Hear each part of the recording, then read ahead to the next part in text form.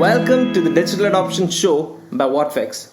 We are the folks who practice and preach digital adoption, and Whatfix is one of the leaders in the space, paving the way with hundreds of Fortune 500 customers worldwide. Through this podcast, we bring to you industry leaders and influencers who define how learning, training, adoption, change, and digital transformation should work in today's world. Tune into our discussions on how organizations tackle the different pain points, challenges, and find the resounding solutions to the most interesting problem statements in the world of digital adoption. Now, here's our next episode.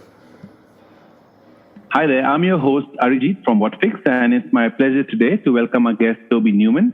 On this episode, we talk about how individuals and organizations can take control of their learning journey.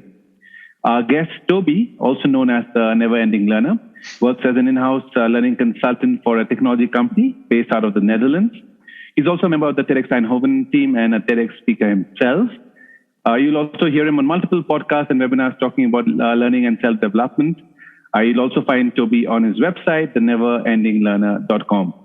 Look forward to this conversation today and to learn more about you and your strides as an L&D practitioner. Welcome to the Digital Adoption Show, Toby. Oh, it's a pleasure to be here. It sounds like I've done a lot of stuff, but no, I just try and do my piece to give back to the L&D community. I love doing it. So it's like something that I enjoy. So it's not really a pain for me to do all those different things. Absolutely. And I've been through some of your webinars and podcasts, right? Very interesting, different perspectives on quite a few things on learning and self-development. So something that I took a lot of, and I'm glad that, we get to talk today. Yeah, I think for me, I wouldn't say that I try and be argumentative, but I enjoy discourse. I think, unfortunately, it's something that we don't really have enough of in this world at the moment. And so, especially with L&D, there is no wrong or right answer for most of the stuff. But it's all about gaining experience from each other, gaining insights, and seeing what fits. Exactly, seeing what fits and what works for you, right? Because what works for you may not for the other. Yeah, absolutely, perfect. So Toby, we noticed you call yourself a never-ending learner, right? Which is also reflected in your YouTube channel. So I'm very curious to learn more about how you came up with it and what does it really mean to you in your professional and your personal life? It was actually a little workshop, like a mini self-reflecting workshop. It was actually my wife that helped me out. And she basically did this exercise about kind of what do I find passion or what do I find passion in? Where do what keywords do I think about?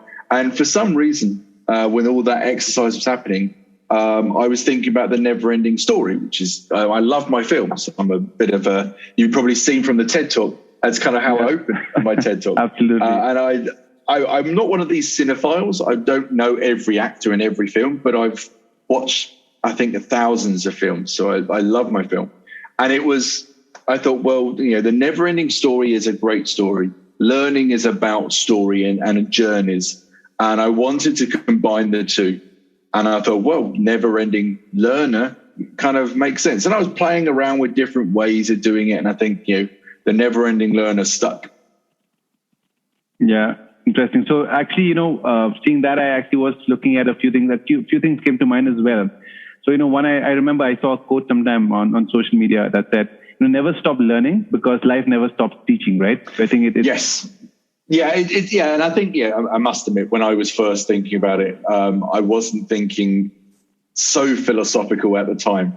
But as we talk about, I talk a lot about the learning mindset, and a lot of people talk about lifelong learning. And it may sound corny, but it is true. We continuously learn. If anybody's got kids, just watching them for 5 minutes, and you can physically see the cogs whirring about, how does that fit in here? And how does this fit? It's fascinating watching them. And I think one of the things that I'm probably most frustrated about, that I'd love people to get back to, is that conscious effort. So yes, we all learn. And I don't think there's anybody in the world would say we don't constantly learn or we don't constantly develop. But it's the conscious decision to say, I am learning something here. Now, what do I do with it? What does it mean to me? How am I going to make sure that's part of my ongoing thing? And that, for me, is the difference between just talking about a lifelong learning journey and a learning mindset. Is that conscious switch to go, yes, I am learning. Yes, I am developing. I did learn that skill today, and figuring out what you're going to do with it. Yeah, Toby, I totally resonate with, the example you gave of a kid, right? I have a 4-year-old of my own, and yeah, he's turning 4 in a couple of days. And, I read about this, right? So kids usually, till the age of 4, they are at a genius level, right? Where everything is why that, why this, right? But then at the age of 4, we kind of think society kind of pressurizes them to not ask those. Yeah. And you get kids say, like parents say, don't ask that. I'll tell you when you're older. Correct. And yes, there are elements where that is the case, but I've kind of trying being the operative word, trying as much as I can with our little one, is to kind of embrace that. And to give you a little example, that she was playing with, I think it was just like a set of, it doesn't really matter what it is, but she was playing. And my wife came along and watching her play, and she started correcting her, not out of anything bad or anything, but started saying, oh, no, that piece doesn't go there. That goes in, play it like that. You're supposed to play it like this.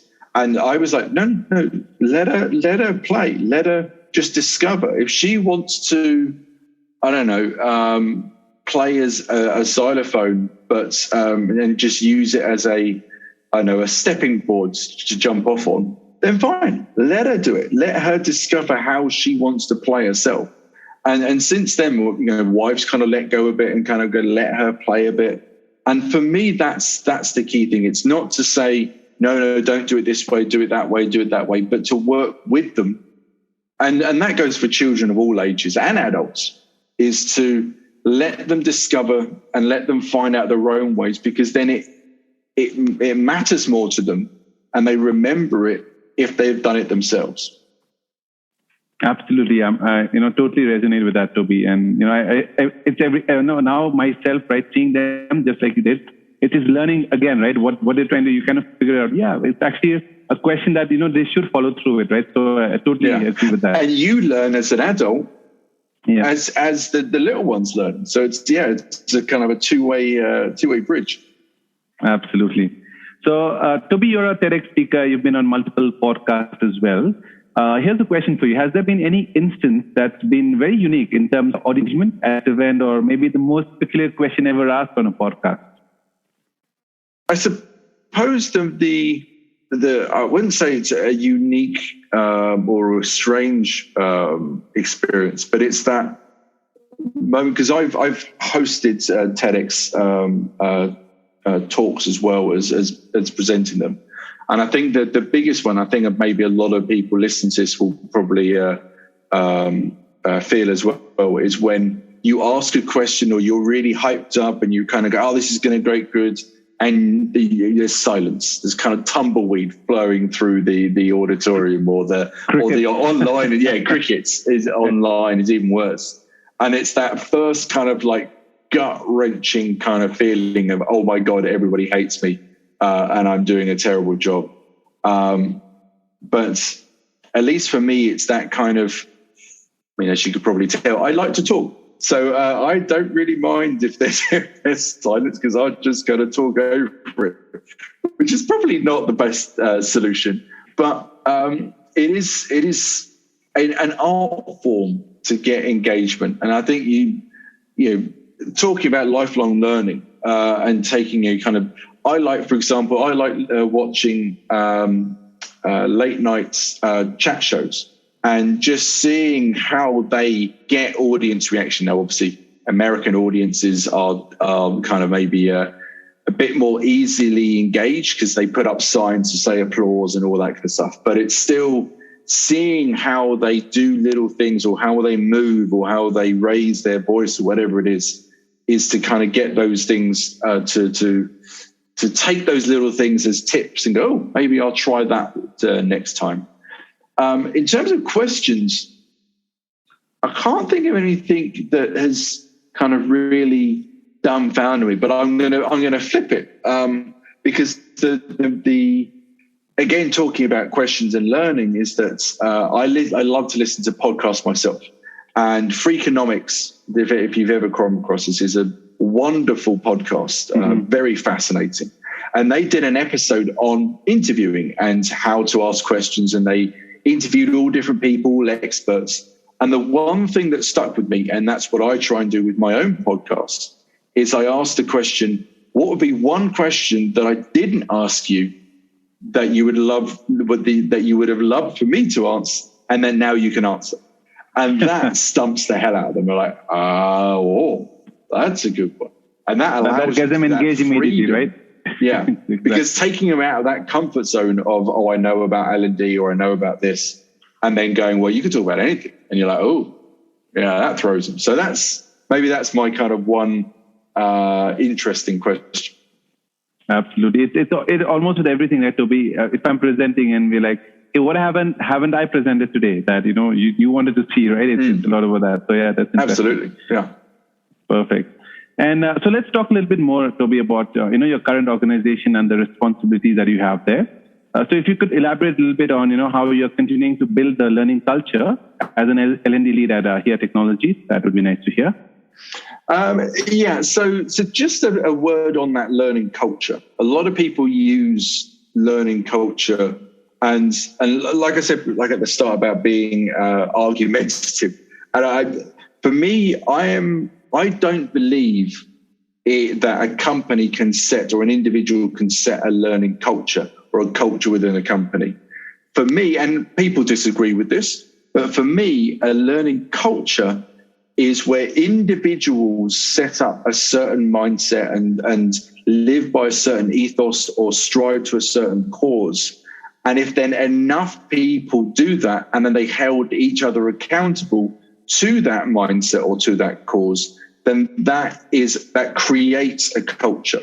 So for me, it's a bottom up rather than like a CEO coming in saying, I want to create this culture. It's like, well, no, what you're saying is you want to create some rules and guidelines that you'll stick to, that you want your managers to stick to.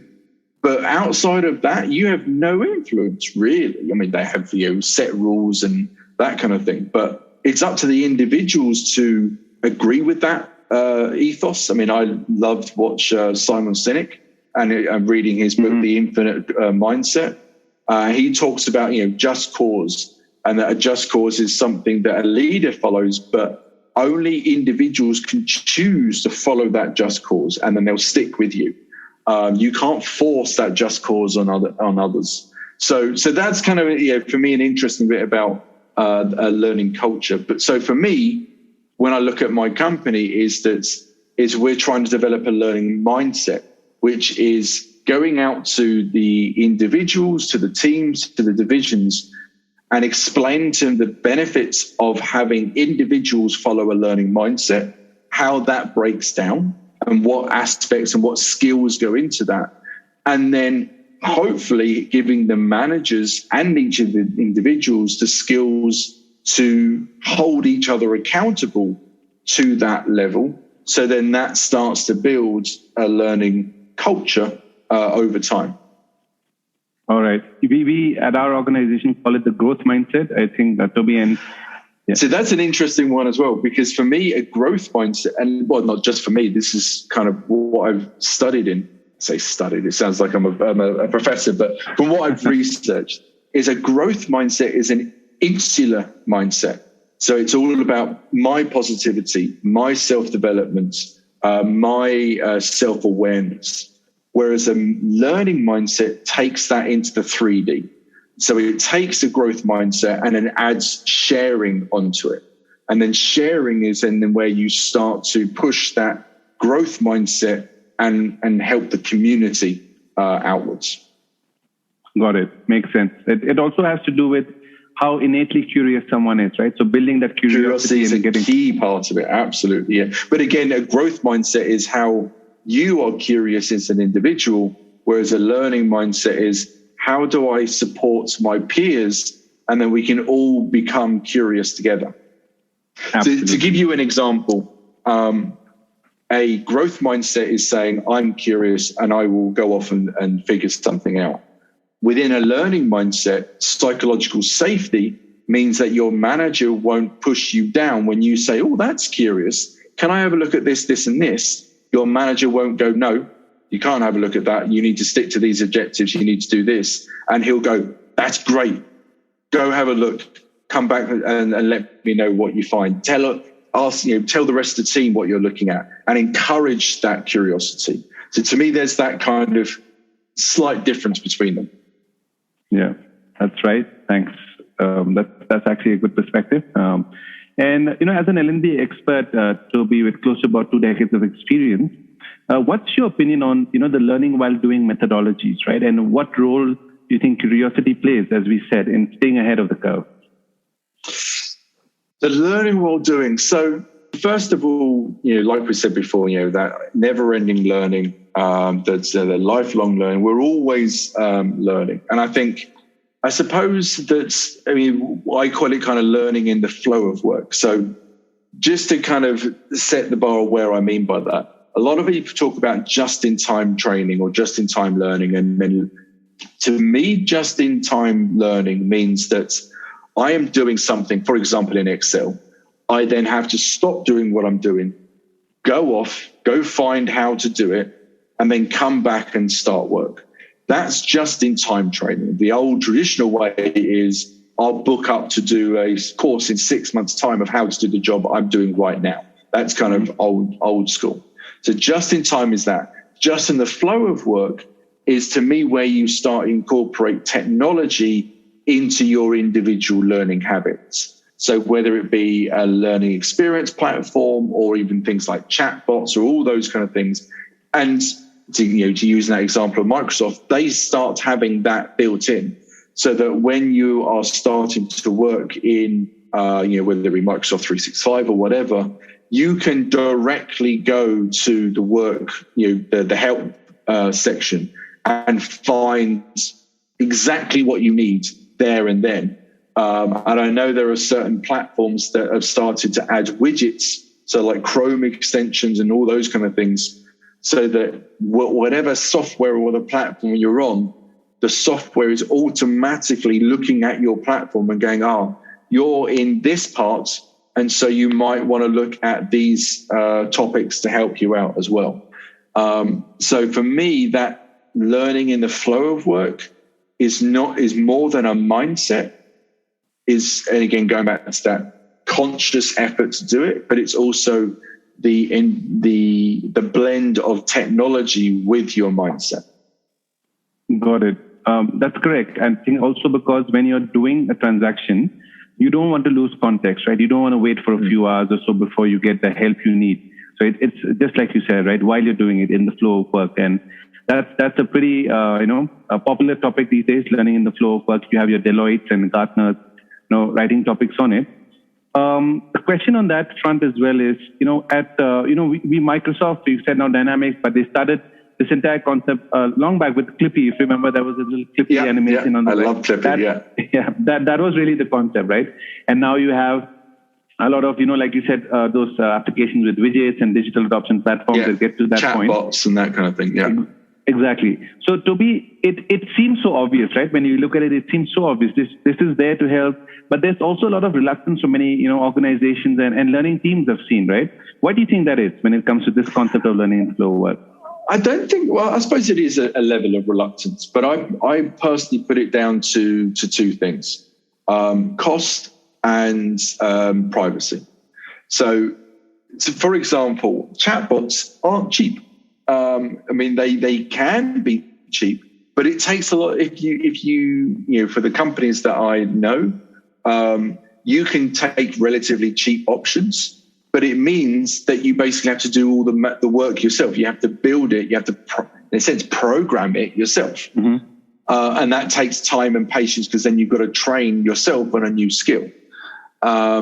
So either it's expensive in terms of the physical product to buy in, or it's expensive in terms of time and upskill to get you to that level.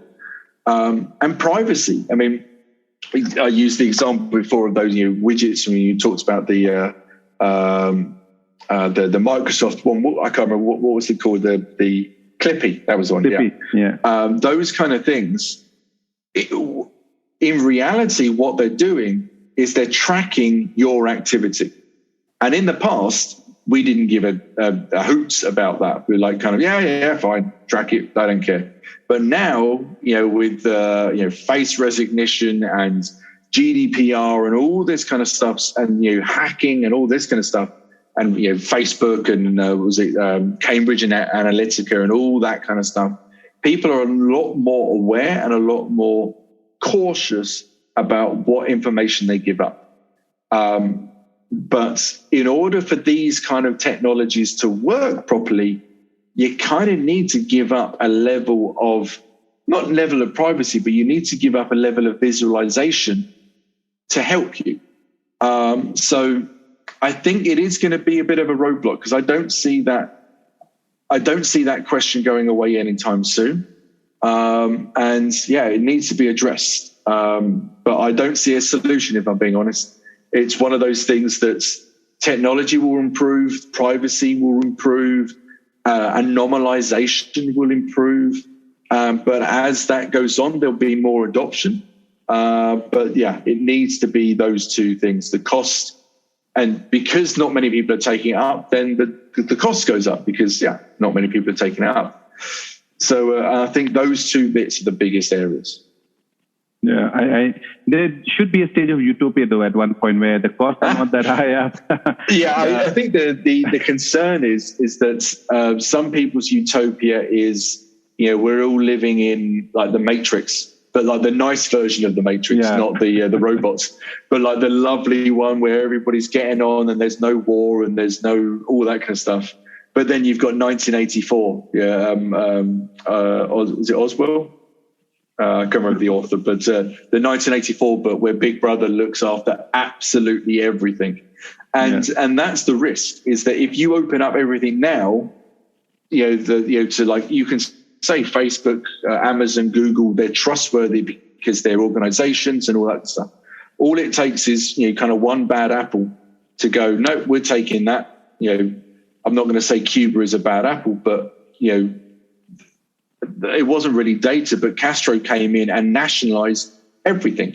I mean, I was actually listening to a podcast on how Bacardi evolved, because random stuff that I listened to. And part of the story was Castro coming along and taking everything from them, their IP, everything. Mm-hmm. So data can be the same. Data is housed somewhere. And all it takes is somebody with the wrong intentions to come along and go, right, I'll have that piece of information and I'll use it for my own nefarious good deeds, and off you go. Yeah, absolutely. There is that issue as well. But I think it comes, the learning in the flow model comes with, with good intentions. I think goes with, there's this quote by Benjamin Franklin, which we all use, right? Tell me and I'll forget, teach me and I remember, but involve me and I learn, right? So it's that involvement part, right? While I'm performing an interaction. So I think it's more to that, but good point. To be over the years, right? E-learning has evolved dramatically, the last 5 to 10 years at least, right? And putting a lot more control in the hands of users. So what do you think some of the issues are, when you believe if e-learning has brought about because of this? I wouldn't say it's issues. I think it's a great thing. I am a big believer of self-developed and self-curated and created learning. I think there is enough information and enough knowledge out there for people to start making, to make their own tracks and their own development paths. Mm-hmm. And it's a level of trust, especially within an organization. So we've brought in a company called Kpoint, fantastic video knowledge sharing platform. And the great thing about it is that anybody in the company can create a piece of content and share it with anybody and everybody in the company. Mm-hmm. So if they've found a shortcut or they've found something interesting, they can create a video and boom, it's up there and available for everybody. That's a level of trust, unfortunately, not every company is at. because they feel that they need to control knowledge. I always kind of hark back to school. It was the teacher telling you learn this, you learn that, you learn that. But, now with Google, a student can learn kind of anything they want. And e-learning for me is part of that control. Is that, for example, if somebody came to me and said, we've got this challenge and we want to create an e-learning out of it. Traditionally, L&D would have gone, yeah, fine, no problem. What do you want? How long it do you be? What information? And we'll go away and create it. And 6 months later, you've got something. Now, what I say to those people is, well, I'll help you create it then. Have you, do you have a script? If not, I can help you build a script. Do you have any kind of visuals or anything like that? Is it a screen recording you need to show somebody? Great, record it, and I'll edit it for you. I'll put all the things together, or maybe put some music over the top of it, or make it flow. But you're going to do, Mr. Customer, you're going to do the work. Sounds weird and horrible, but if people then realize, or that my customers that I talk to realize, like, oh, I have control now. I can not say what I want, but I can say in a way that means something to me. People listening to it then think, he's the expert. It's not some random voiceover actor that's saying it. I recognize that person. That's my colleague that's saying it. And then it becomes more sticky for people to listen to it. So yeah, for me, e-learning is on the way out. It's an old hat technology.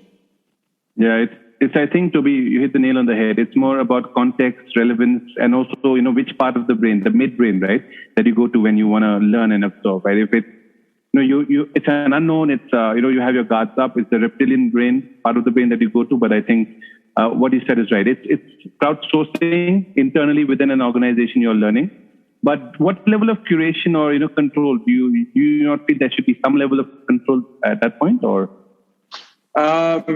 I suppose the honest answer is no control, but guidance, consulting. So that's why I class myself as an in-house consultant, not a trainer. I hate the word training. I don't consider myself a trainer in any way, shape, or form. I am maybe an educator. I'm a learning specialist. But I'm a consultant. So I will help people make the best story, and I will help them to think about all the different things that go into that story, but I won't control it. Mm-hmm. Makes sense. And, with changes and challenges in the digital learning space over the last few years now, what are your thoughts on the blended learning approach? One of the things that I'm trying to do and encouraging both inside our company and outside is almost irrespective of the topic, there needs to be a blend. And there are two types of blends that you can think of. There is the blend of styles. So is there a video? Is there a podcast? Is there an article? Is there a kinesthetic, something physical? You've got that side of the blend. But I'm not really focused on that side of the blend, because I feel then that is and a lot of people have said this has been disputed, that there is no such thing as learning styles. It's just what you're used to, and then you just carry on doing it. And that's where good algorithms come in. So if you're starting to watch loads of videos, the algorithm will go, this person likes to watch a video, so I'll send them more videos and less articles, for example. Right. But the other style of blending is between face-to-face, online, and social learning. And then you've got created and curated. So created is something I make, curated is a TED Talk. And for me, I'm a strong believer of no matter what the topic is, there can be a blend. So let's just say, for argument's sake, you talk about machine learning within your company. Now, there are going to be very certain specific things that your company does within machine learning, within algorithms, that only your company does. So you need to train, you need to create curated material on that. But there is also an area where you can say why machine learning is important as in general, and where machine learning is going in the future. That is curated. You can bring Harvard's Business Review in, maybe some interesting TED Talks about all that kind of stuff. And that can be maybe your nice to know stuff. So you've got your internal need to know, you've got your curated nice to know. Then you need your social learning platform or your social learning elements. So sharing, liking, commenting, all those kind of things need to thread through the whole thing so that people can then they're not excluded. So if they miss a webinar, if they miss a training, or if they don't quite understand something, or they just want to share something within that area, then they can. And then you're then combining created stuff with curated stuff, with Q&As, and it just, I get very excited with when it gets right, and you can get this real great blend of all these different things going off at the same time. Yeah, I think you hit on two aspects of the blend. One is the medium, and one is the method, right? So that's interesting, actually, the way you put it. Toby, according to a study, there was it mentioned about 90% of companies with very strong learning cultures, like you just described, have senior executives actively engage in L&D initiatives, right? Do you think that's accurate, and do you think there should be more of it? And if there isn't, why not? So that leaders are engaging in the learning initiatives. Yeah. And not just looking at it as, here's L&D, there you go, but actually being actively involved, because they know it's like we discussed, right? Part of the learning mindset or the culture that you want to. I must admit, I don't know. Obviously, I can't speak for every company, and I don't know, every manager in the company I work for. But my overwhelming feeling is managers aren't involved as much as they probably should do. I think the managers that are clued on, the managers that understand how to really develop a team and how to get the most out of a team are engaged in learning, because they realize that if I can develop my team and not just get my team developed, but develop with them, then achieving targets, achieving KPIs comes automatically. So if we're creating a great psychologically safe environment, then everything is positive. There are no negatives in that. Unfortunately, not every manager either has the time or the inclination to do that, because they're so focused on their targets that's all they care about. Now, a lot of the time, like you talk about this kind of the learning culture, a lot of it comes from their managers and the above.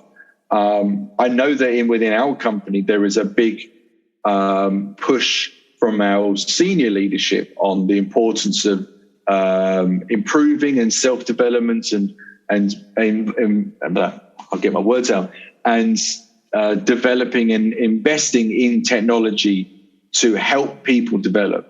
I think maybe sometimes the message gets lost, especially in that middle management, about self-development, and then, oh no, you've got to hit your targets.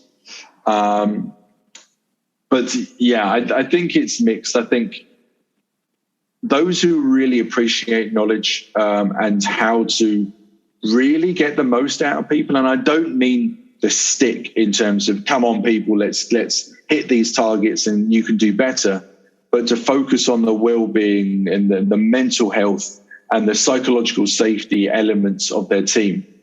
Those are the ones that truly get the benefits, because I think those teams will work harder, they'll work longer, they'll be with the company longer. I think the benefits are exponential. Yeah, I actually noticed you mentioning psychological safety a few times, something that I personally, also believe in a lot, right? And a lot of organizations get that wrong. So Toby, why do you think that is? It's not intentional, but how do you think we can have more organizations think about that a little bit more? I think psychological safety is, it's an interesting topic, because it's not a traditional skill. It is not something to say, I don't know, I wouldn't say traditional, but let's say presentation skills. Like if I'm talking about people skills, it's a relatively easy one, because there are certain skills and certain things and certain do's and don'ts. how to do your body language, how to use your tone, what to put in your story. With psychological safety, you can talk about why it's important. You can talk about all the tips and things and how to think about it. But as we all know, we're all individuals anyway, so that's already hard. But then put us all together and every single team is different. You take out one person out of any team and the whole ethos changes. I'm sure you've noticed this. I'm sure our listeners have noticed this, that you're having a great team, one person leaves, and then all of a sudden 6 people have left. Or you're having a bad team, one person leaves, and then all of a sudden everybody gets on really great. So I think one of the challenges with psychological safety is that you've got to give it time. You've got to, like I said right at the start, about holding each other accountable. That's so critical.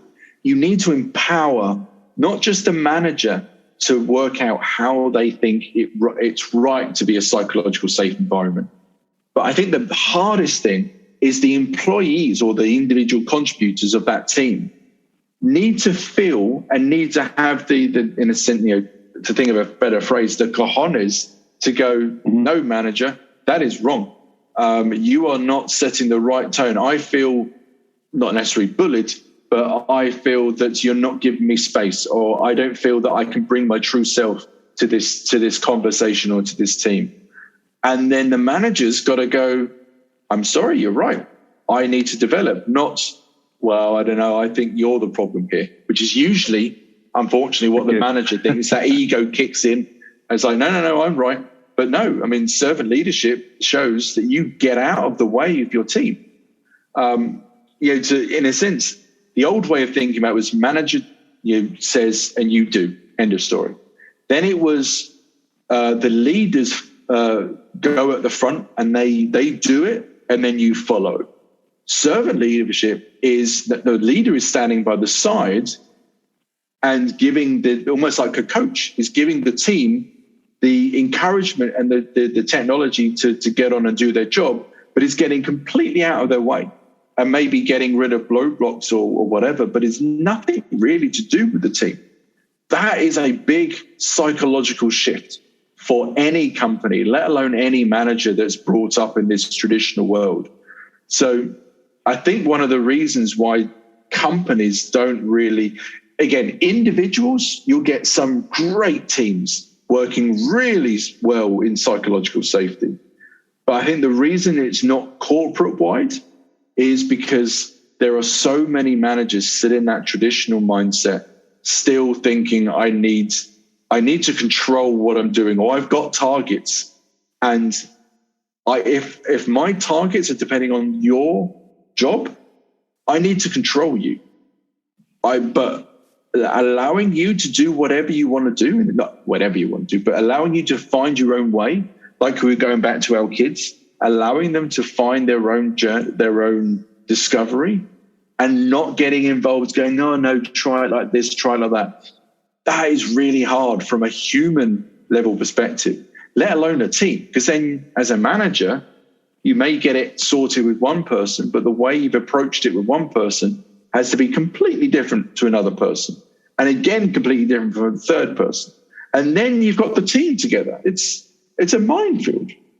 So yeah, it's not easy. I get it, Toby. Totally correct, right? So, and if you just think about it, taking the law of percentages, right? When you're a manager, you were doing pretty well yourself as an individual contributor, and now you've been promoted to a manager. So you had a certain way or certain style of working that got you to that point. Now you expect others to do the same, which is not correct, because, everyone has their own style. And just being on the side, like I said, being a coach, being a support staff primarily, and just enabling them or empowering them to be the best of themselves. I think that's what you got on. So that's pretty cool. I think that it's a topic, psychological safety, Toby, that we can go on for hours and hours, I'm sure. Oh yeah, and I'm not an expert in any way, shape, or form. I have obviously my own opinions, and I've trained it out in different ways. But I think it's Amy. If you Google Amy and psychological safety, you'll find out who it is. But she's done a TED Talk. She's done a whole course on LinkedIn Learning. She's done a white paper. Check that out and kind of see the details. Amy Edmondson, I believe, right? Edmondson. There you go. Yeah. Thank you very much. Again, my name recognition is terrible. Yeah, no worries. So one last question, Toby. And this is something I ask everyone, I talk to in the L&D space, right? All L&D leaders, managers, whoever I talk to, this question is something I do ask, which is now with, the learning and learning training dynamic changing, right? And now we're reintegrating back into our workspace. How do you think this is going to impact, the learning culture now? Will it be like you're returning back to your pre-COVID era, pre-COVID days, or should we expect something new? Oh, that's the $1 million question. So, and everybody's going to have a different opinion of this. My personal opinion is that I want to continue and even expand on where we're going, irrespective of how the pandemic turns out, is that I want this ethos of trusting our employees to work wherever they want to work, and allowing them to make up their own decisions and as long as they get the work done, I don't care where you work. You can work at the top of Timbuktu. As long as you're contributing to the team and you're achieving what we need you to achieve, then it doesn't matter. But that's a politics thing, and every company has a different way of approaching it. In terms of learning in that environment, now obviously we've seen a massive increase in expenditure in e-learning. And when I talk about e-learning, I talk about any online learning, not the actual course itself. My hope is that, again, just like that kind of mindset of flexible working, is that companies do not go back to, right, we're all going back to the office, so we'll stick to go back to face-to-face training. Now, obviously, if you're all in the office together, then, makes sense to go back to face-to-face training because, you're all in the office. You're all there. You can all quickly go into a meeting or you get some training done and be done with it. But even if you're all in the office, and especially when people aren't going to be in the office because they'll be flexible, is that you have the flexibility and the trust to say to employees, we want you to develop in your own time, and we want you to take control of your own learning journey, and we will provide, there will be face-to-face workshops, or there'll be virtual webinars, there'll be e-learning, there'll be social learning, and that we'll have all those available. And then you're free to choose what you want. Like we're talking about the learning methods. If you prefer watching videos in learning, great, continue. If you prefer being in a workshop, and I must admit, I don't like training in a workshop, physically, because I like the actual time when I'm there, but I will kind of ask anybody that comes out of a training, how much do they remember after 3 hours of that training? How can they go back and find out what they just learned? You can't, because you're flipping through sheets and handouts and all that kind of stuff. That's where you need the blend. So you need the learning teams to go, right, fine, we'll still provide a face-to-face training, but we'll provide the video to go with it. We'll provide the takeaway notes to go with it. We'll provide a social learning platform to go with it so that you can comment and you can add discussions and ask questions anytime you want. And the questions and answers will always be there, so you don't get those personal back and forths. There'll be exercises embedded in the online platform that you can do face-to-face or you can do online. Either way. I mean, like Miro is a great example of that virtual whiteboards experience, both in physical and in remote.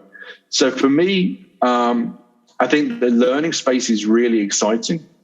I'm really looking forward to what they can do in the VR, so virtual reality, augmented reality, and mixed reality, because then you can start to really blend, like properly blend face-to-face with virtual. So you can physically be there, everybody with helmets on, and physically be there, but also be in a World Wide Web and have thousands of people next to you. And the possibilities are endless.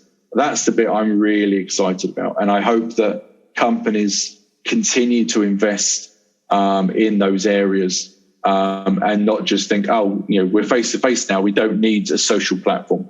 You do, even more than now than ever. Yeah, on a lighter note, Toby, it's almost like you're talking about the movie WALL-E. Have you seen that animated movie by Pixar? It's almost one of my favorites. It's dangerous. Yeah. It's a dangerous situation. We're all there and no one's talking to each other and they have their headsets on. But I totally get it. It's the forgetting curve, right? You forget about 85-90% of your learning or training in the first few hours or days, right? So but bear in mind, within WALL-E, I mean, using that example, that they've got their helmets on, they've got their glasses on, but they're not communicating with each other. They're all in silos and they're all going about doing their own business. And as soon as WALL-E comes along at the end and knocks them and goes, I didn't realize there's this person next to me. But they could have done that inside the technology. But anyway, silly example. Yeah. Sure, but going to what you always talk about, Toby, we can, but should we? Exactly. Yeah, we can go down that route. And everybody has their own personal, we've got it with our phones. We're all in our own worlds with our little phones. And yes, you can put all the learning on your phone and be done with it. Is that good? Probably not. Yeah, absolutely. All right, that's great. So we just have some rapid fire questions, Toby, to go. So one word answers if you can. We'll make it quick. Right. So the first one is, when you think about AI being integrated into learning systems, what is the first word that comes to your mind? Chatbots. Interesting. What word comes to your mind when you think of micro-learning? Video. All right. And which is more important to you, social learning, classroom learning, or hybrid learning? And you can choose only one. Hybrid, but what I believe is hybrid. All right. All right. And this is something we ask all guests on the podcast. What is that one word or phrase that comes to your mind when you think of digital transformation and adoption? Know your why. Know your why? Yeah. Why are you, so if you're, like, for example, in my company, we're moving away from an LMS and into an LXP. You need to explain to people why we are moving. What is the power of an LXP? Not just, hey, everybody, here's a new platform. Congratulations, do this, do that, do that. It's why are we doing this? Building in that mindset of why learning is getting faster and when you need the LXP to do whatever the answer is. But you need to start with why. Yeah, I love that. And I'll borrow that from you, Toby. Know your why. That's great. All right. And that also goes for an individual. So, yeah. That's right. So we've come to the end of yet another session, another episode of the Digital Adoption Show. Once again, thanks for joining us on the podcast. Toby, appreciate you being here. It was an amazing conversation. We could have gone on for hours, I'm sure. But something that I'll remember for a while. This chat was very, very interesting. Before we close, Toby, thanks a lot. And before we close, it would be great if you could share how people listening to this podcast can reach out to you for more questions if they have. LinkedIn is probably the main place. If you search for The Never Ending Learner, I think I'm still as Toby Newman, but The Never Ending Learner is on LinkedIn. There's a neverendinglearner.com. You can see kind of the stuff that I'm doing, but I'd love people to reach out, connect, start conversations, disagree with me, and we can start a conversation on why. That's perfect. And of course, if there are any interesting movies you want to talk about, Toby's your man. Totally agree. Oh yeah, I can go on for hours on that. All right, perfect. Fantastic, Toby. It's been a pleasure having you here. Thanks so much. And thanks for everybody for listening to this podcast. Stay tuned to the Digital Adoption Show and for more great content and some really incredible speakers coming along. Have a great one, everybody, and we'll call the show. Thanks. Bye-bye. Thanks, everybody.